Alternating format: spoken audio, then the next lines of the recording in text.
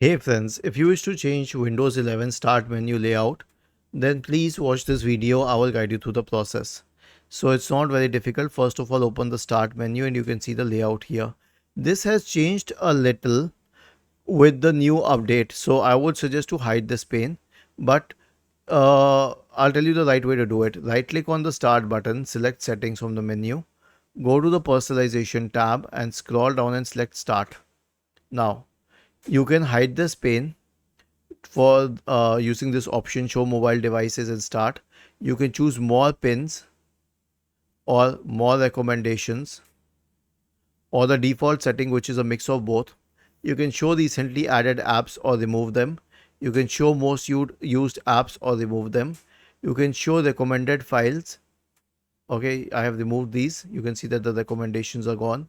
You can show websites from your browsing history. Now this is while searching, and you can show the recommendations for tips, shortcuts and all. I don't like it, but you can choose accordingly.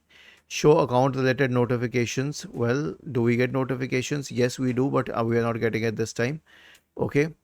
And you can choose folders, like if you want the settings folder, file explorer folder, downloads folder, pictures folder, etc. And when you click on this, you'll find all these folders at the right bottom corner here.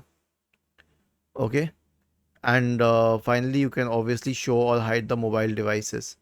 Was this helpful? If yes, then please subscribe to the channel. If not, then let us know in the comment section of the video on how we could help you further. Thank you for watching this video and have a nice day.